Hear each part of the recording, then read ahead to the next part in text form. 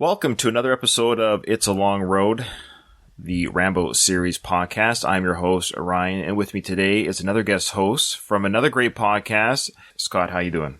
Very well, thank you. Pleasure to have you on, and more importantly, we're going to talk about your podcast, but you and your podcast are now officially a part of the last of the Action Heroes Podcast Network, and on this network we have another, I'll say this because there's the Rambo series podcast is actually, it's on its own standalone feed out there on Apple and what have you. Like, you can actually find it by itself, but it's also part of the network. So I think much like your show. So anyone that's listening to this, I want to invite you guys to listen to the network. So just Google Last of the Action Heroes Podcast Network. It comes up, and there's a plethora of shows on there that deal with all the action films, basically like the big names from the 80s and 90s.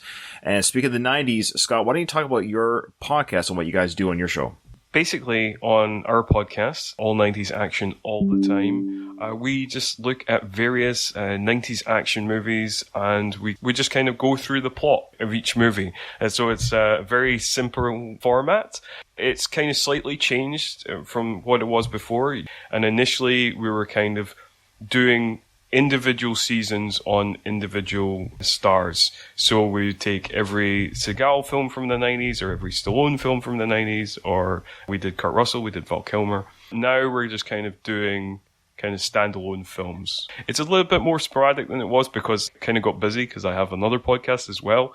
We are still doing episodes, and we've got an episode of Con Air coming out.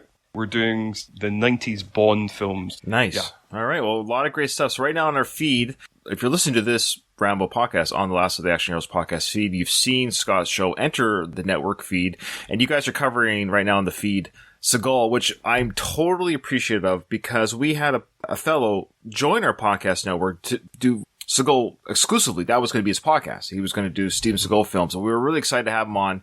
But his show became basically, let me just say, it was a bit of a bust. It was a gong show, not very well done. I'm not going to lie to you. And then he just stopped the project. So it was kind of a combination like, okay, whatever.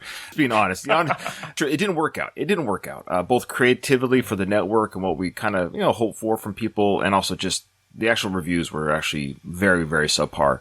You guys, so when I invited you guys on and you started off with Seagal, I mean, I would say like I was nervous. I was like, how are these guys going to do it? I had such a bad taste in my mouth for the last podcast to cover Seagal. But you guys are really, truly giving it both the crap that it deserves, but also the praise that it deserves with each film. You're very fair with your review. You're very spot on with your observations. You actually give the movies an honest review. Like, there are an hour and a half to almost 2 hour long episodes for the Steven Seagal films. And I think you guys are doing a fantastic job, and I'm really happy to have you on the network. So please listen to the show, guys, if you haven't already, and especially if you want to hear people crack wise about Steven Seagal. And I'm looking forward to hearing the Kurt Russell coverage and the Sly coverage and all that great stuff. So welcome to the network. Well, it's great to be on the network, and it's great to be amongst such a bunch of great action shows. I've been catching up with lots of different shows on the network and really enjoying what I'm listening to. Yeah, all very accomplished podcasters. I mean, I'm the best, but everyone else is doing pretty good. So, I mean, I'm just joking. No, it's great having everyone on board. I really love the network. Okay, well, Scott, we're covering First Blood. As you know, you've listened to the episodes previous to this one, so you got a flavor for the way we run things here on the It's a Long Road podcast. What is your history with Rambo with First Blood, the film? Well, I'm not going to lie. I'm not going to say I'm the biggest Rambo fan that you're going to have on this podcast. As a Sylvester Stallone fan, I was always more of a Rocky guy than I was a Rambo guy. Mm-hmm. But I would say a couple of things. First of all, I think First Blood is an excellent film. I think it's top 5 Stallone film. Second of all, I have seen them all. And third of all, I do have quite a long history with the Rambo films because I remember when I went to a friend's house when I was about 6 years old, he put on a VHS of Rambo First Blood Part 2. That was my first action movie, my first non-PG rated action movie that I ever saw. Yeah, absolutely. I mean, I think a lot of people saw in our age group, I think I'm a little bit older than you, but a lot of people in our age group saw Part 2 first. It was kind of it was like Rambo First Blood Part 2 was the introduction to the Rambo franchise, so to speak. Now, that's fine that you're not quote unquote a Rambo fanatic in the sense of you are with Rocky, let's say, I want other voices on this feed. I've invited people that aren't necessarily. In fact, my co-host on One More Round, the Rocky series podcast, Kyle, he hasn't seen all the Rambo films. Like, he hasn't even seen them all. So he is legit like a Rocky fan. He's not even necessarily a Stallone fan. He just is a Rocky character and the Rocky films fan. His coverage or his time on this podcast, he gave his insights as they were, but they're good. Because I want to hear people's different backgrounds. If everyone's just fanboying and slobbering over the film, it gets kind of boring too. I like to hear people's new experiences, old experiences, and whatever it is. So, did you rewatch the whole film before this recording, or just kind of the area that we're doing? Because I hadn't seen it in a little while, I decided just to rewatch the whole film like last night. Yeah. Well, how did it feel? How did it feel to rewatch it? What was your impression of the film overall? It's a really interesting one because you always forget how different First Blood is to the rest of the franchise. It's way more of a kind of thriller than like a straight up action movie, even though there is big action set pieces, explosions, all that kind of stuff. And it seems very much of that time, of that early 80s, where it's before Rambo 2 happened. I feel like action kind of changed in like the mid-80s. You get 1985, you get Rambo 2, you get Rocky 4, you get Commando, and then that's really the big change of action. But this is the kind of more gritty. It's quite similar to something like Southern Comfort, which came out, I think, like the year before the Walter Hill film. I have never seen that. It's a really good film. It's kind of like National Guard guys, part kind of Deliverance film, but like more action-y. Yeah, it's really good. More action, less banjo? Yes. It's got a great cast as well. Powers Booth is in it. Okay, I love Powers Booth, yeah. Yeah. All right. There's a lot of great old films that I can't wait to watch. I do a side project on the Last of the Action Heroes Podcast Network called Last of the Action Heroes Podcast, where I just kind of pick, I've done like 4 or 5 episodes only on that. It's just my own passion project when I have time to investigate sort of B-roll or, lesser known action films, especially from the 70s and 80s. Like we did like Burt Reynolds' Heat, for example. It's just kind of fun to see these films of old, of these older action stars like Burt Reynolds or Powers Booth or Gary Busey. Like I'm looking forward to seeing some of these other kind of straight to video at the time type films or low theater run type films. But anyways, yeah, so that might be one. Southern Comfort. There you go. That might be one worth investigating. Let's roll into it. You just saw this yesterday, so I'll ask you, what did you think of that Teasel Troutman kind of verbal sparring that they did with each other? What did you think of that sequence? That is some of the best acting in the movie. And you can kind of tell that both actors are really stretching themselves. You can almost feel like the kind of competitive tension. They've both got these chewy lines and they're firing back and forth at each other. The interplay between Dennehy and Krenas is great in that scene. I didn't really say where you're from. Scott, tell us about New Zealand. And this is pretty cool. I've never podcasted with anybody from New Zealand. I'm 99% sure I haven't. This is kind of cool. So what part are you from and what's it like there? I currently live in the capital city of New Zealand, Wellington. Auckland? Oh, it's Wellington. Okay. No, it's Wellington. Auckland is the biggest city in New Zealand, but Wellington is the capital. Okay. So both on the North Island. I don't know if your listeners might pick up from my accent, but I am not from New Zealand. I only moved here late last year in 2021. I am actually from Scotland.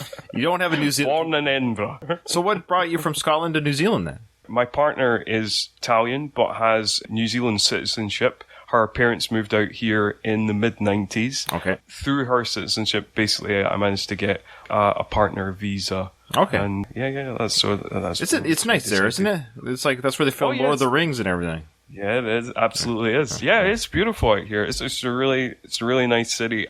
It feels not too different from Edinburgh, which is, they're like, both of Wellington and Edinburgh are like cities, but cities that feel like towns, like, they're just nice places to live. Now, when you saw the scenery here this is actually filmed, as you heard, in British Columbia, Canada, what are your thoughts on the scenery of British Columbia? Is it similar to New Zealand or is it different? Well, yeah, it is similar. I feel like there's a connection between Scotland and New Zealand and Canada. They kind of get bigger each time. It's like the scenery is similar, but New Zealand's, it's similar but bigger in New Zealand. And then you go to Canada and again, it's similar and bigger again. That's kind of my sense. All right, so the scene that we left off on was Will and Sheriff Will Teasel and Colonel Trowman.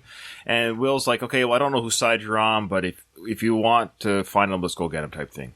Okay, so the sequence opens up with Rambo in this mine, the shaft. This was a real mine, by the way. This was a real abandoned mine. This was not a set.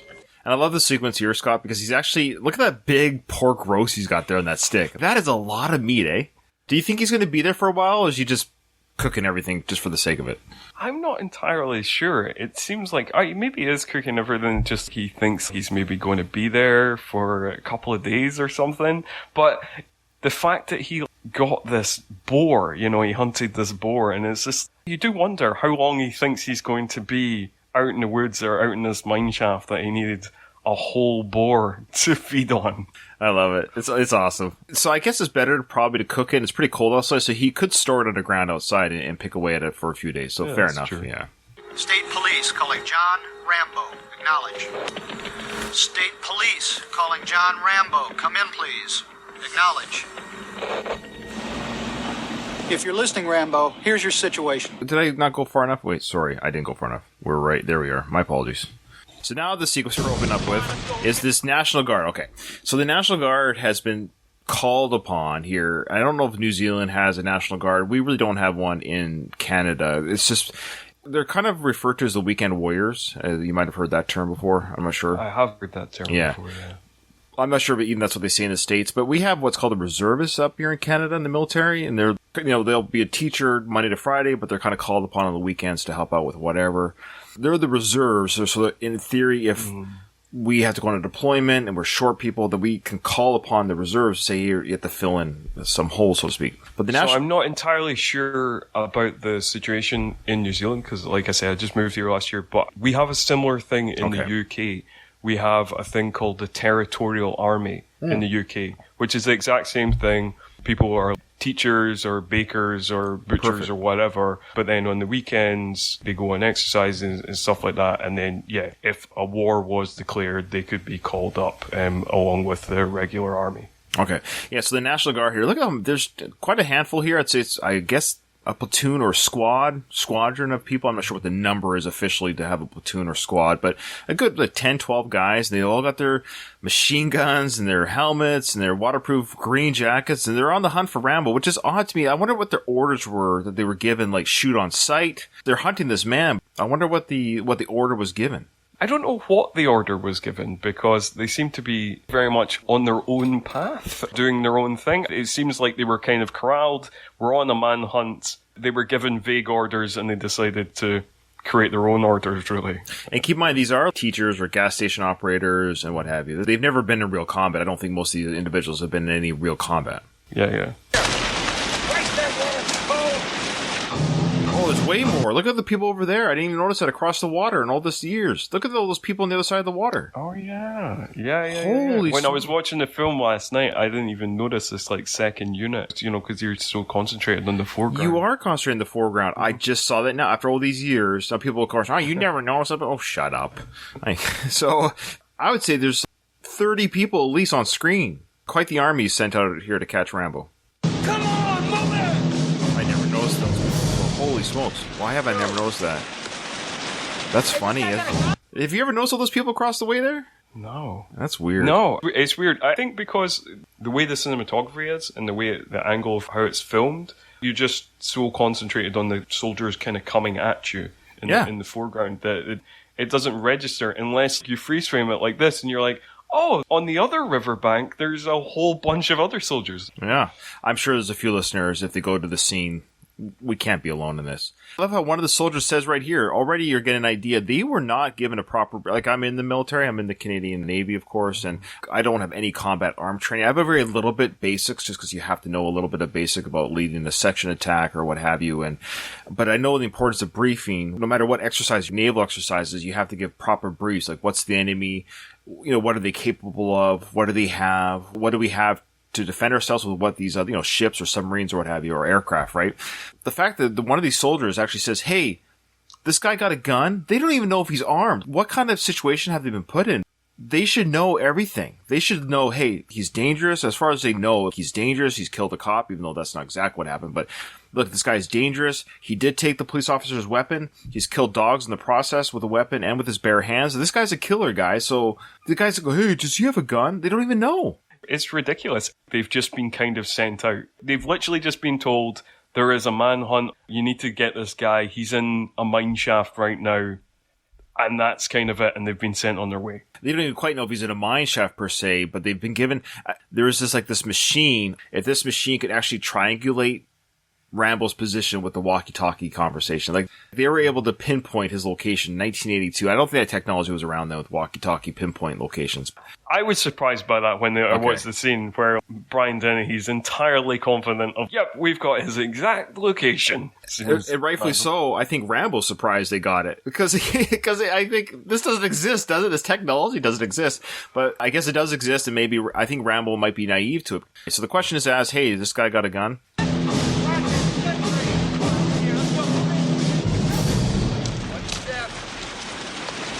What was that?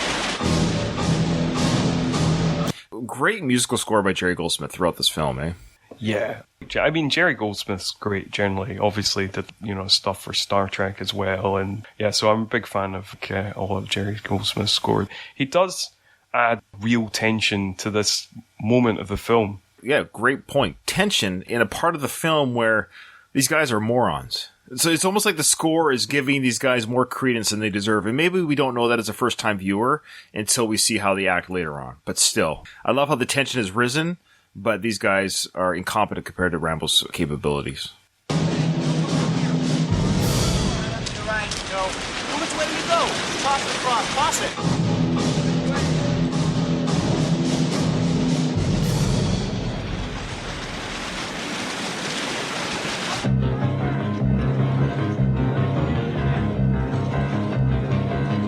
Of course, for our listeners on our podcast, that musical change, I mean, if you're familiar with the movie, you'll know what happened here, but I love that musical score change. So you hear that tension of the hunt for Rambo, so to speak, just like Mitch said in The Forest, he goes, we're not hunting him, he's hunting us.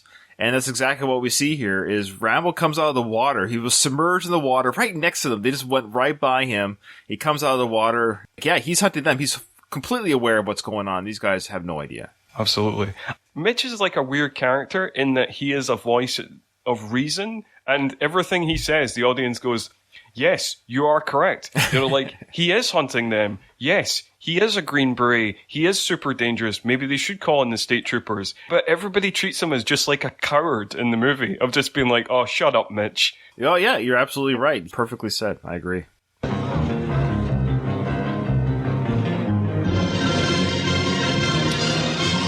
Again, Jerry Goldsmith, that score change again of that chase type sound of, now this is like Rambo running through the forest, and that's what we're looking at now with that score change.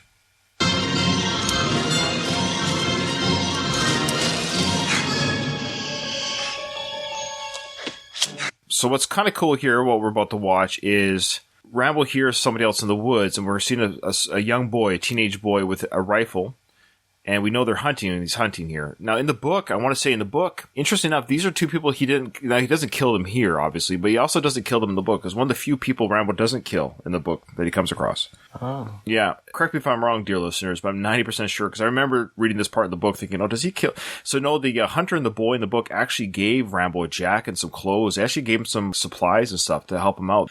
And it was mentioned in the book that the older gentleman or father or grandfather of the boy sensed in John Rambo a kinship or something. He was like, I don't know why you're on the run. I don't care, but you served your country. So he was like a restoration of hit points type checkpoint for Rambo's character in the book, which is kind of cool. Oh, that's kind of cool. So it's a bit of a longer interaction. Yeah. Oh, yeah, absolutely, yeah. Now, let's see what happens here. So the boy comes up behind the tree, sees Rambo. Rambo draws his knife, sees that it's a young boy. What will he do, ladies and gentlemen? Let's find out. We know Rambo would never kill a child. The boy takes off, rightfully so. He's afraid. But Rambo takes chase because, he's a witness to this. So how do you subdue the situation? I like how in that bit that you pause there, Sly does like a really good bit of physical acting there, where there's just this glance of real violence and intent in his eyes, but then it's like he kind of computes it's a child, and it changes slightly. Very well said and noticed there, Scott.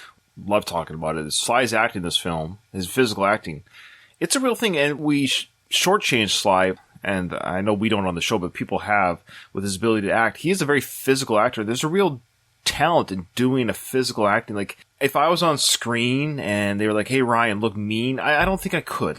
I don't think I could look the way he looks, that violent-filled face, and then it changes to like, okay, well, I'm not going to kill this guy face. Like, all that very subtle changes, that's acting. Done very well by Sly in this film. Yeah, I think I would be exactly the same. If I was an actor on set and they were like, Scott, look mean, I'd probably over-exaggerate. Right. I'd be like, look mean in the way that a child would look mean, kind of, make a mean face. Yeah, exactly. Yeah, it's a skill. That's why he's a multimillionaire, and I'm not, I guess.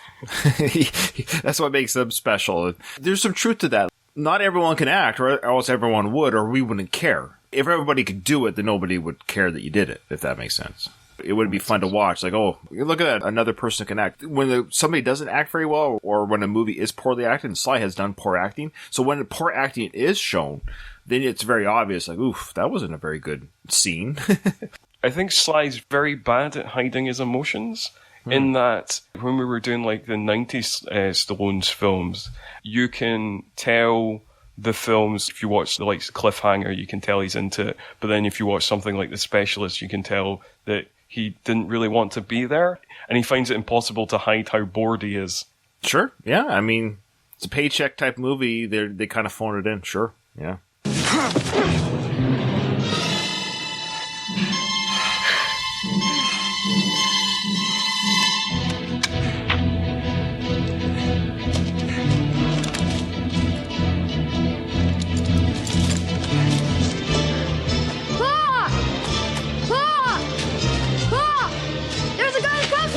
Son. Over there! I see him over there! I'll get him! I'll get him! Don't shoot! Cool down! This way! Let's go!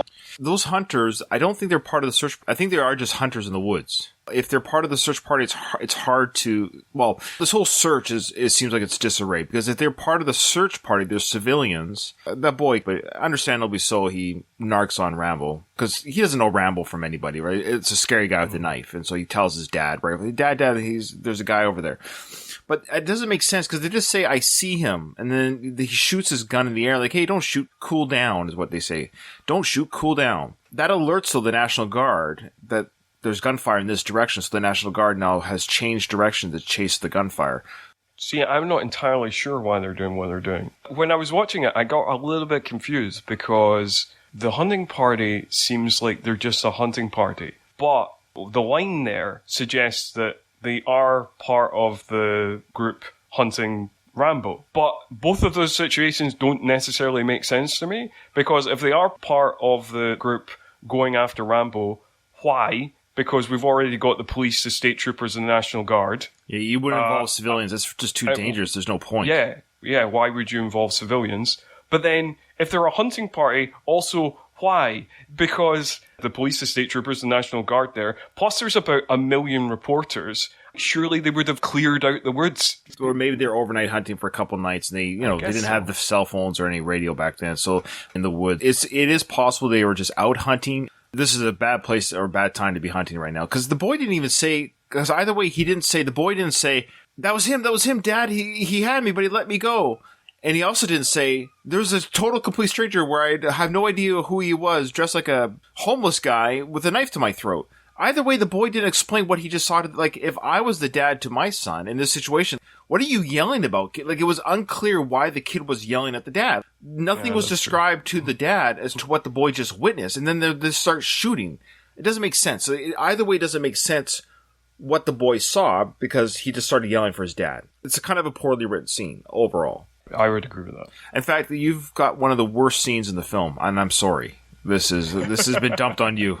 I've always said this film, I give it an A. It's a 10 out of 10 film. Like, I love this film. I love it. I love the film as a film. But when you break it down, there's some moments that don't quite work, and that's one of them. It's unclear what the boy is trying to tell the dad, or what the dad is aware of the boy. The boy doesn't give any description to what's happened. It just says, hey, there's another person. It could be just another hunter who's lost in the woods, and now they're starting to shoot him. It doesn't make sense.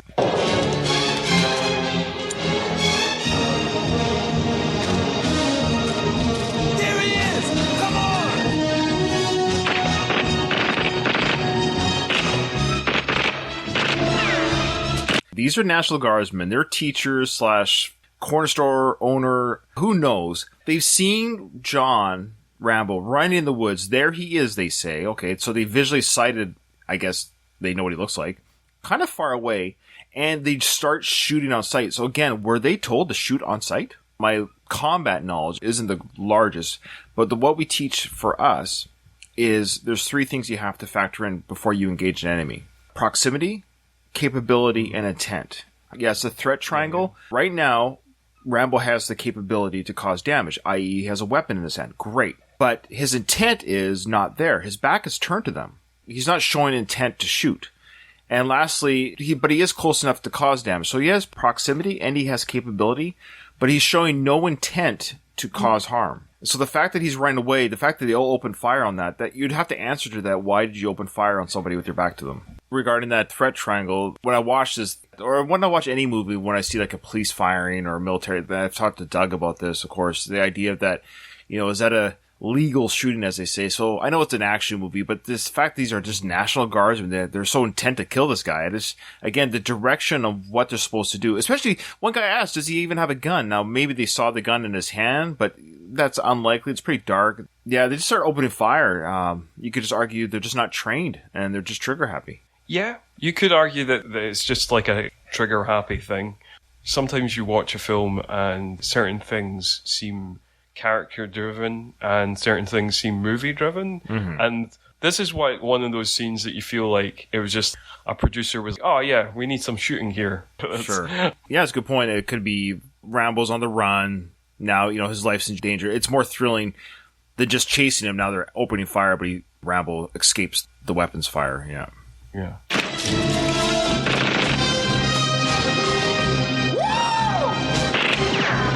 Now that cheer there, the woo, that indicates, again, unprofessionalism and the idea they're almost like excited they get to fire their weapons at a person instead of targets. Yes. Just later in a little bit, Brian Denny, he uses that term, weekend warriors. This group does seem that kind of thing that they like playing as soldiers. This is their chance to be quote-unquote real soldiers, and they're overexcited and they're stoked up on testosterone and they're very unprofessional and idiots, really. And they're going off script. I think if I remember correctly, even though I've seen this movie 100 times, I just watched this scene like a few days ago to get ready for this episode. I think Teasel does say later, we'll find out soon, when he talks to the leader of this group, you were supposed to just spot him or something. So maybe they were told that they were only supposed to... Yeah, we'll get there. And I think we'll find out. There we got him! Yes, I know exactly where it is. Now listen to me very carefully. Surround the area with every man you've got, but don't move in. Don't move in. In fact, don't do anything till I get there. Oh, so that's the part. So right there, they're getting clear instructions. So I guess you could assume they were told, and now Teasel did say the scene previous, when he was looking at that radar, he's northwest or wherever it was. He never did say it was in the mine shaft, right? I think maybe it was just Rambo's unlucky day, meaning he knew the National Guard was out, so he was out there looking to see where they were. He stumbled across the boy hunter. The gunfire drew attention to the National Guard, and they were that close that they were able to chase Rambo by foot. And Rambo then goes into his hiding spot in the mine, like his little area that he's made a base for himself. And that's kind of what's happened. So now they're saying on the radio, hey, we found him. He's in this mine shaft. And Teasel's like, well, I know exactly where that mine shaft is because Teasel used to hunt in these very woods when he was a boy. Yada, yada, yada. So that's where he now tells the group, okay, well, don't do anything till I get there. So maybe that's the part where he says later on, like, told you not to do anything. I still don't think the group was given any instructions before this one by Teasel. Yeah, I don't think they were given anything prior to this. Here's Teasel saying, okay, you got him, great. Don't do anything till I get there. Teasel wants to take him down. And no shooting. I don't want him dead. I want him alive. Well, that's pretty clear there. No shooting. Yeah. And this is almost like a comical. In fact, this whole sequence is sort of, maybe they wanted to break the tension a little bit in the film with a bit of comedy. Because he just says, don't shoot, I want him alive. Of course, the next scene, I'm about to hit play here, where the next scene is literally this.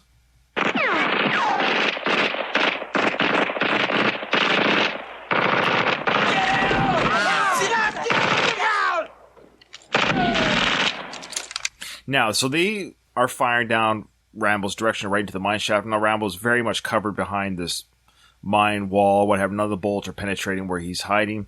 And Rambo opens fire back at them with the weapon he took from Galt. I think we're led to believe that his shots are very accurate and he's only meaning to scare them. Like, his intent still here is not to kill. He's what's called a suppressive fire. He is pushing the enemy back, making them cower down. Because the moment they're fired upon, they all just duck. You could tell the way they're covering, it's out of fear and panic. And the way Rambo covers himself is just, it's like a military professionally done. Whereas they're cowering down, lying on their backs, and almost like in the fetal position compared to how Rambo's acting.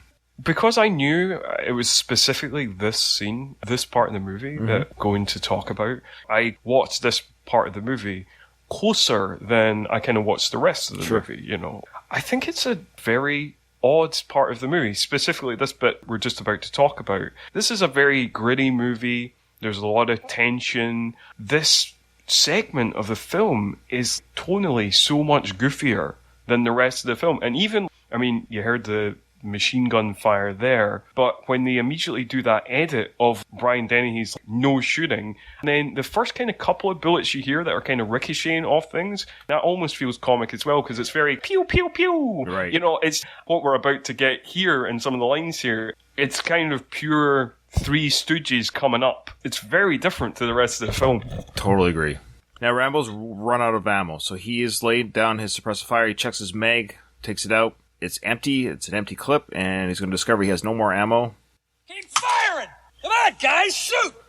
Now, here you go. So, Rambo did that suppressive fire back. They don't know he's out of ammo, but they're recognizing this guy's not afraid to fire back. It's a whole different ball game when the enemy has a weapon. So maybe they didn't know he had a weapon. So they're actually firing on a guy that doesn't have a weapon in their minds. I think what happened here is Rambo fired back, and they, oh, he's firing back. It's like, okay, yeah, the kitten has claws, right? Look at these guys. They're lying on their backs, terrified. They do not want to poke their heads up again, afraid because they're going to get shot at. So the leader here says, come on, guys, shoot. And this is the part you're talking about. Yeah. Come on! You guys are great. All right, Steve. Yo. I want you and Bruce, head around these trees, go to the front of that mine. Screw that, Clinton. I ain't going up there. No way. So he's telling them, you guys break away from this cover and go to the front of the mine and do what? That's a terrible direction. What does he expect them to do? In theory, he's sending these two schmucks to their death. Yeah, he is very much the kind of... There's a British show, a British sitcom from back in the 80s, 90s called Blackadder. Yeah. One of the series is set in the First World War, and he is very much the posh British general just sending people to the front to their doom. This guy is a complete asshole. He wants to act hard. He wants to act like he's the big man, but actually he's putting other people in danger. Totally agree. Him giving that direction, number one, it's not really a fair direction. Like, I don't understand what you want me to do. If I was the leader of this group, I'd be like, okay, it's one thing to send these two guys to do this, but to do what?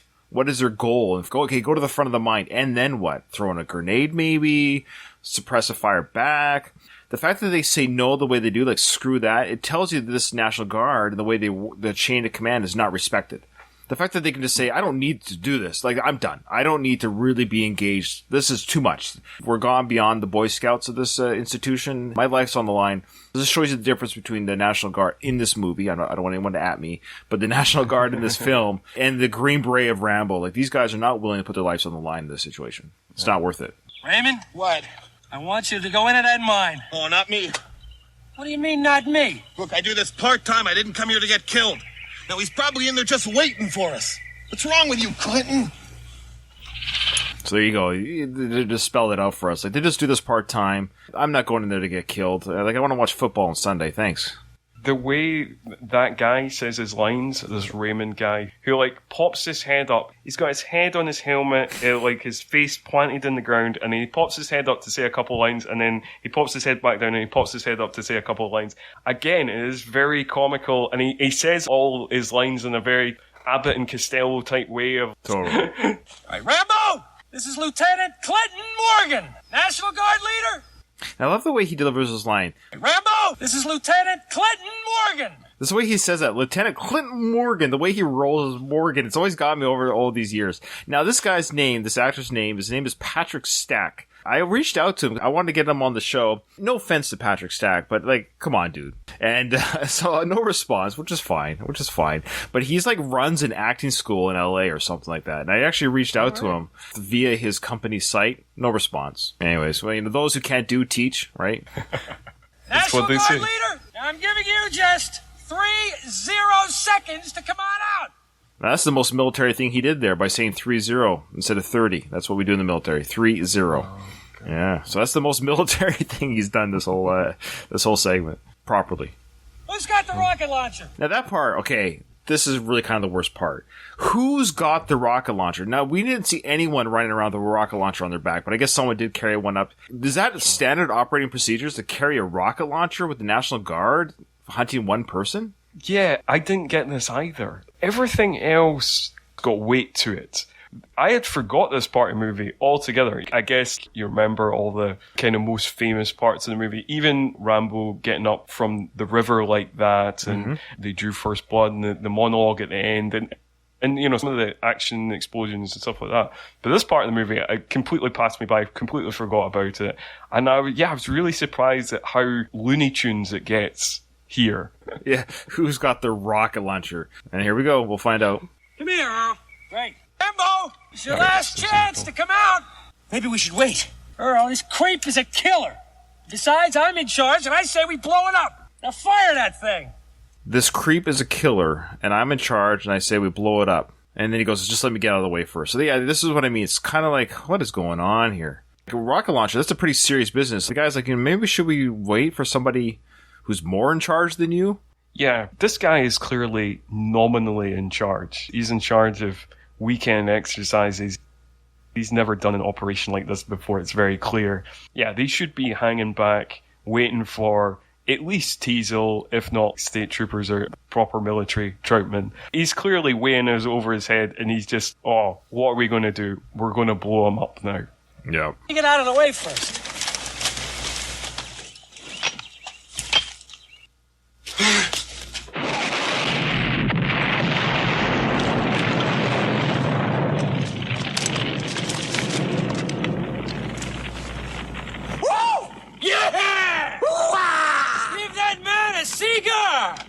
Bullseye! Give that man a cigar. Who, the bazooka shooter, I guess? Yeah, I think so. That's the only person that I can think that he's giving the cigar to. And then on top of that, the explosion is a little bit unrealistic. I'm not a bazooka expert, but didn't that seem like a pretty high or a lot of volume of explosion for one rocket? We called it a rocket launcher. We call it bazookas as well, I think, but... I'm not in the military. I've never even been in the Territorial Army or anything.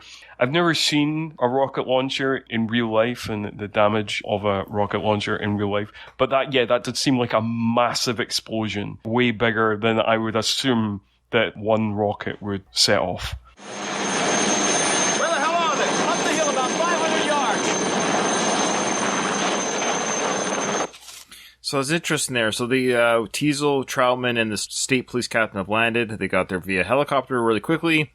Where are they? They're up there about 500 yards, and they're all saluting Colonel Troutman. Now, I know the National Guard. I guess it's fair to salute the colonel. I just find it surprising they're even doing that. The National Guardsmen, that these guys are even on top of it enough to know to salute this guy, if that makes sense. Move in a little closer, just like Iwo Jima. I don't believe it. Idiots. Steady? Got it. All right, Nick, one more for Soldier of Fortune. Soldier of Fortune? Yeah, I don't know. Damn it! What the hell do you think this is? Some kind of a circus? Now, Teasel, rightfully so, is extremely pissed off. This is kind of ridiculous. As far as they think, they've just killed a man. And they're just thrilled by this idea that they're now recreating Iwo Jima's famous photo there of the soldiers lifting up the flag, and they got a piece of lumber instead. Yeah, this is further proof that these guys are idiots. Yeah, I guess that Soldier of Fortune is like a magazine or something. I think so. I don't know it any more than you do, really, but I would assume it's kind of like the Sports Illustrated of Army magazines back in the day. You know, they probably had the latest weapons and technology of the Army and what have you, and kind of like promotes the military. So they're thinking, hey, we're going to be on the cover of Soldier of Fortune. They're actually believing their own hoopla. Yes. We're going to be on this cover. Look, let's get this photo taken. And Teasel comes in. Is this some kind of circus? Which is a Fair question. Pretty much the only part of the movie where you can be fully on Teasel's side of this. I feel like you are entirely correct here. Yeah, that's a good point. Get the hell out of here! Clinton, Jesus. Didn't you get the word, Clinton? I told you people to wait until I got up here. Well, he was shooting at us, Will. Come on, I wasn't taking any chances. Well, that's a fair argument. They were shot at. Granted, Rambo purposely missed them. But that's fair. We weren't going to take any chances.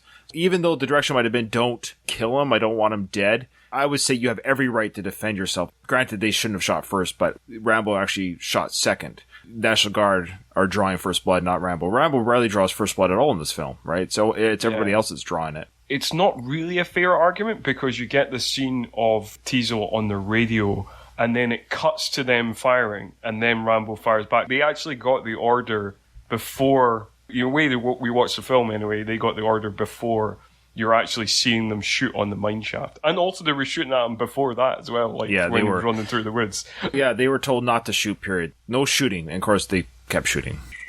Christ, what a mess. Gonna have to dig his body out of there right away. I mean, you can't get a dozer up here. You're going to have to find somebody to dig him out. Well, it's your mess, Clinton. You clean it up. Will, come on. I got to be back at the drugstore tomorrow. And you better get started right away, Clinton. I'm surprised about how much authority... What I love is this is some small town in Hope, Washington, is where it's supposed to be in the film. And these guys are all on first-name basis. Teasel's first-name basis with the state captain. He's on first-name basis with the platoon leader of this National Guard. And so I'm just surprised how many members of the National Guard work in this town. 30 alone are just able to come on call for this event. Yeah, because it seems like a relatively small town. It doesn't look any bigger than my hometown. My hometown of Haddington, just outside of Edinburgh, just under 10,000 people. And it looks like this is a kind of town that has maybe like a similar population. So for it to have a police force plus several members of the National Guard, it just seems, a bit implausible. We'll end it there, because the next episode will deal with Rambo's traveling through the mine and some more talk between Teasel and Colonel Trautman regarding possible death of Rambo. As far as Teasel is concerned here, he believes Rambo's dead. He actually believes he's dead. Yeah, no, absolutely. Much to his disappointment. So, what did you think of your first experience there on the Rambo series podcast, Scott? I very much enjoyed coming on. I hope you can have me on again for other Rambo films. I guess that my podcast, All 90s Action All the Time, has like a kind of goofy sense of humour, so it seems only appropriate that I come in probably the oddest and goofiest scene in the whole movie. Yeah, fair enough. No, that's a good point. It really is, because at this point, spoiler alert for anyone that hasn't seen the film, the next part is him really just getting to the mine, escaping the mine, and really heading to town. So it's all serious, absolutely, from this point on. There's no more... It's kind of just over halfway through the film, so I wonder if that was... obviously it was intentional. It was edited accordingly. I don't know if it's effective. And it was the 80s, so maybe they just felt there was a little bit of a... We kind of needed a bit of a comedic beat, maybe, to break the tension before things go to crap again for the characters at the end of the film. I mean, sometimes if a film is pretty dark, sometimes they throw in kind of comic scenes occasionally. It doesn't always work, but sometimes it can work. It reminded me of, and this is an even more extreme example, Wes Craven's debut film, Last House on the Left, which is a very dark, intense horror movie that has these scenes with these kind of comedy cops that seem like straight out of like Smokey and the Bandit or something.